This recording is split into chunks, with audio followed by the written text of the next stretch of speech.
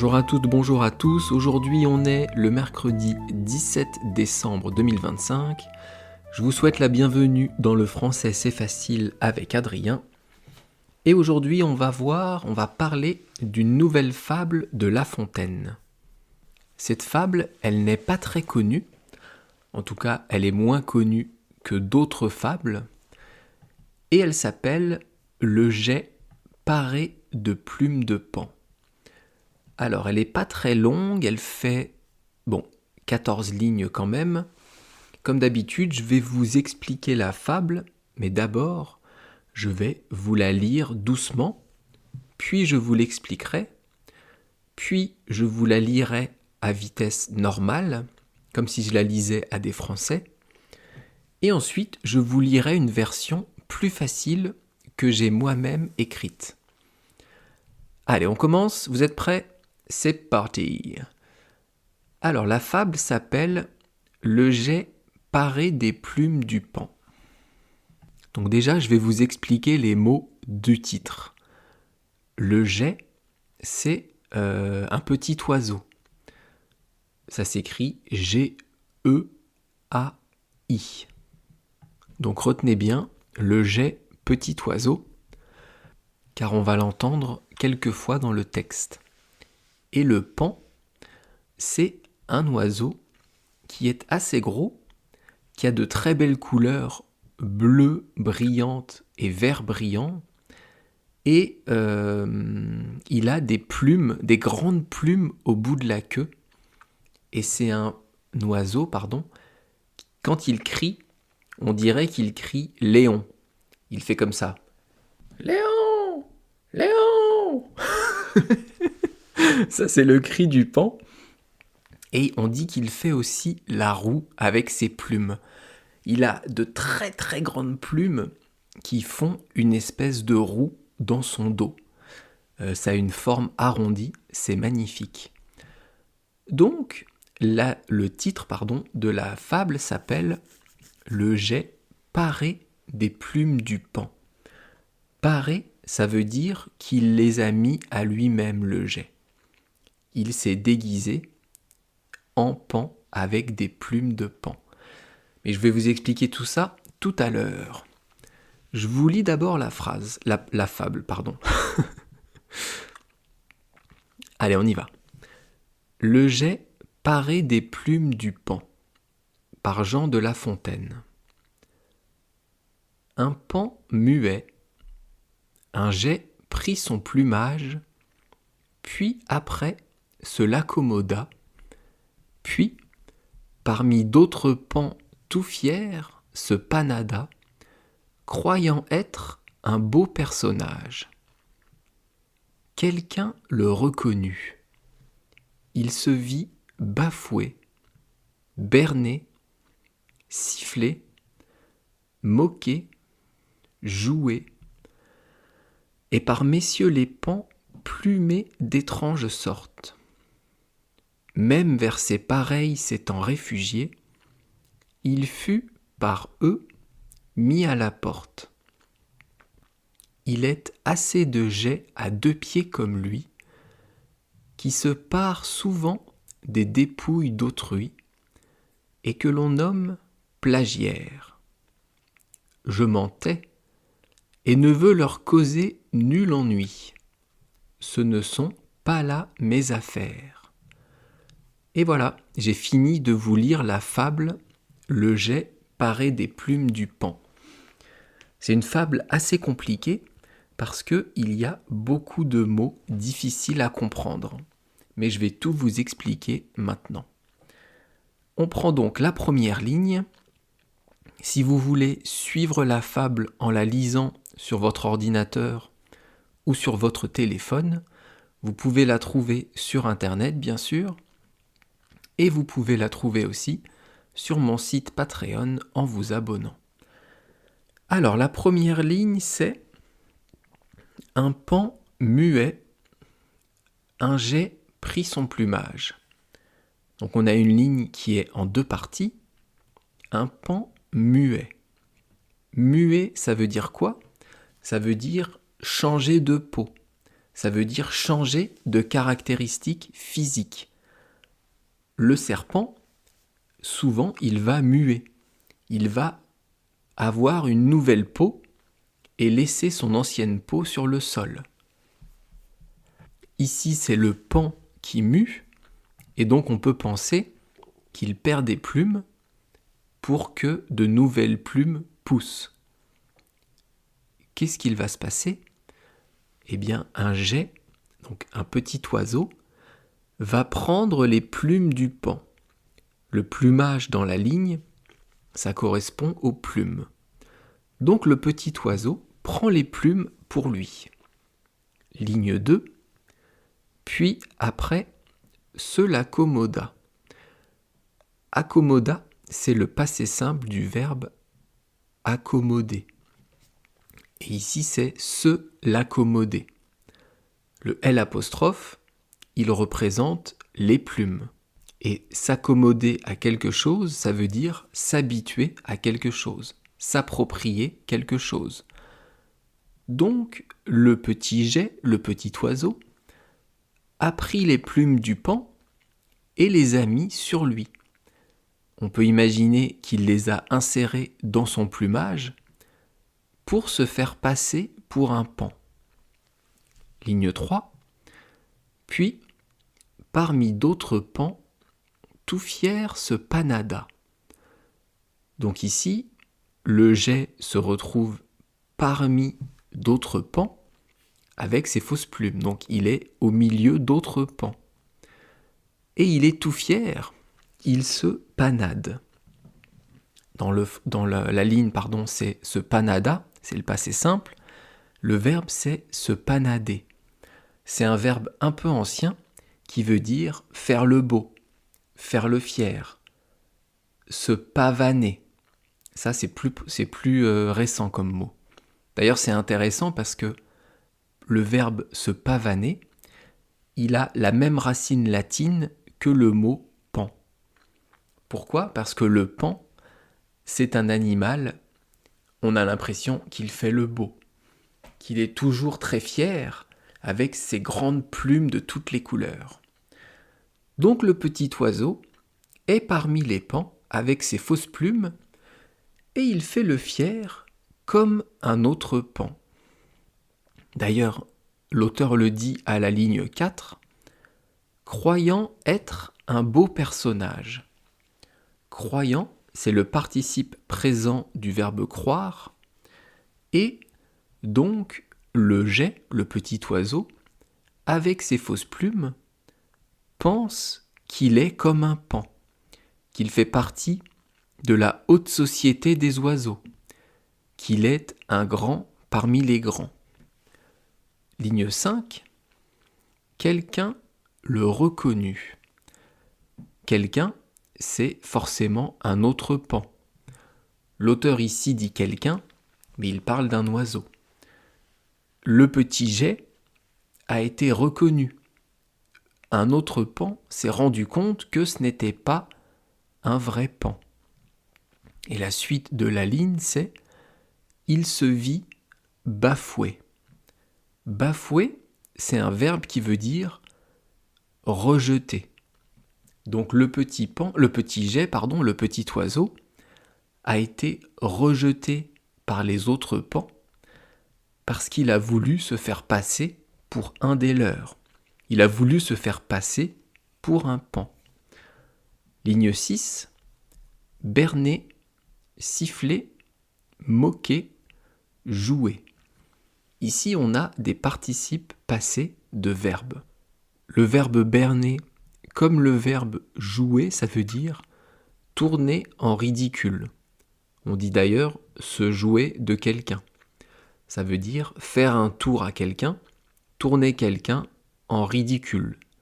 Ça veut dire en fait se moquer. Et dans la ligne, on a aussi le verbe siffler, le participe passé siffler aussi. Ça, c'est quand on va huer quelqu'un. On va aussi se moquer de lui. Parfois, dans les stades de football, de rugby, de football américain, ce que vous voulez, il y a une décision de l'arbitre qui est mauvaise. Et donc, les supporters dans le stade vont siffler l'arbitre. Ils vont le huer, ils vont lui dire qu'ils ne sont pas d'accord avec sa décision.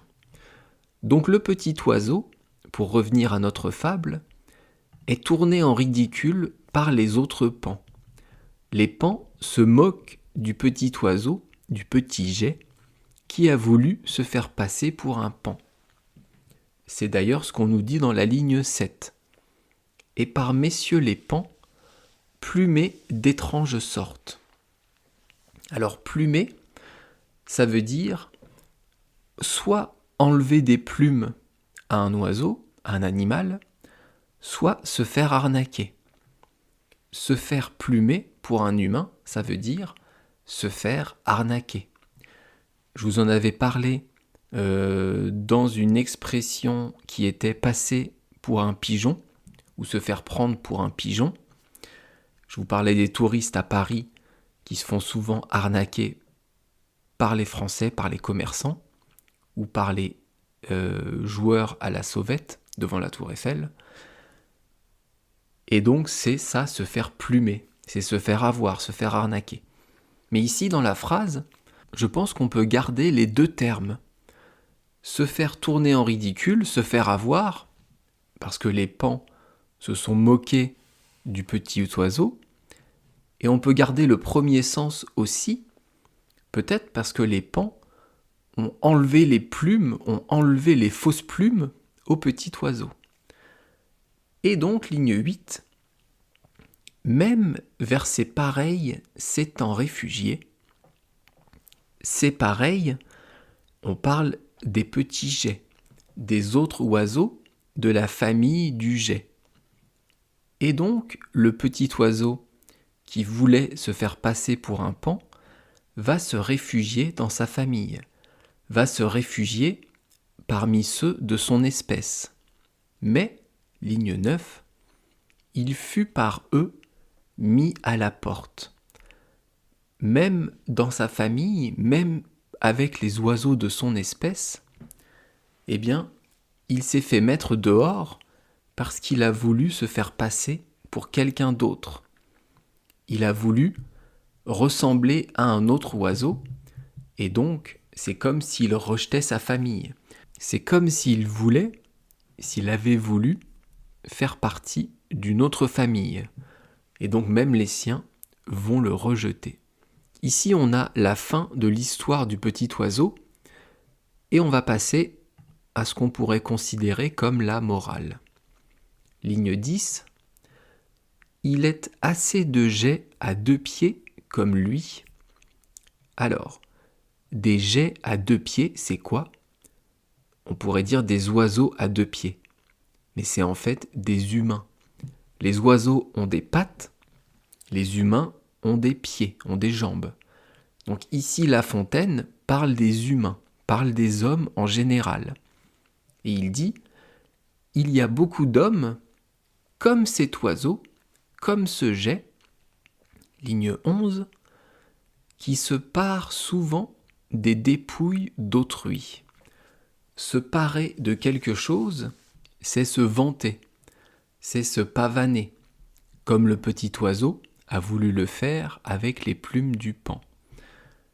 Et donc ici, La Fontaine nous dit que il y a des hommes qui font comme cet oiseau, qui volent les dépouilles d'autrui, qui volent aux autres ce qui ne leur appartient pas, qui volent des choses qui ne leur appartiennent pas, que ce soit physique ou intellectuel.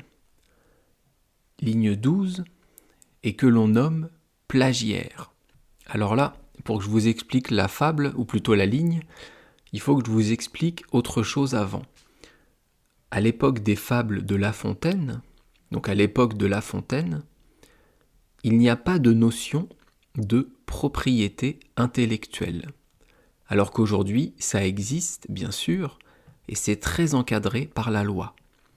Par exemple, si dans mon podcast, je veux intégrer une musique d'un créateur, une musique connue, je dois payer des droits de cette musique. je ne peux pas reprendre le discours d'un dirigeant et dire que c'est moi qui l'ai écrit. Je ne peux pas reprendre un sketch d'un humoriste et dire que c'est moi qui l'ai créé. Ça s'appelle la propriété intellectuelle. Mais à l'époque, ça n'existait pas. Donc La Fontaine, ici, dénonce les personnes qui volent les idées des autres. Mais c'est un peu ironique, parce que La Fontaine a fait pareil avec les fables d'Ésope. Il y a beaucoup de fables de La Fontaine qui sont en fait tirées des fables d'Ésope. Donc ici, dans cette fable, La Fontaine dénonce les personnes qui vont voler les idées des autres, alors que lui fait la même chose. Donc, d'un côté, il dénonce, mais de l'autre côté, il y a de l'ironie, parce que lui a fait la même chose. Ligne 13, je m'en tais et ne veux leur causer nul ennui. Je m'en tais, ça veut dire je me tais, j'arrête d'en parler.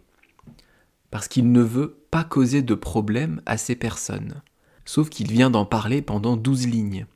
Quand on utilise la négation pour parler de quelque chose, en disant, je sais pas, par exemple, je ne vais pas vous dire que le français est une belle langue. Eh bien, en utilisant la négation, je vous le dis quand même. C'est une forme de style, une formule de style qui s'appelle la prétérition. Bon, ne retenez pas ça, ça n'a pas d'importance. Et ligne 14, ce ne sont pas là mes affaires. Donc La Fontaine dit, il y a bien des personnes qui volent la propriété intellectuelle, les idées des autres, mais n'en parlons pas plus, car chacun est libre de faire ce qu'il veut, et ce ne sont pas les affaires des autres. Elle est très intéressante, cette fable, parce que La Fontaine dénonce un système de protection ou pas de propriété intellectuelle qui n'existait pas à l'époque, mais lui fait la même chose. Donc en fait, en écrivant cette fable, il se moque de lui-même. Et j'ai trouvé ça très intéressant de vous l'expliquer et de vous la raconter. Bien, maintenant, je vais vous relire la fable en entier, comme si je la lisais à un public français. Et après, je vous expliquerai pas, ça je viens de le faire.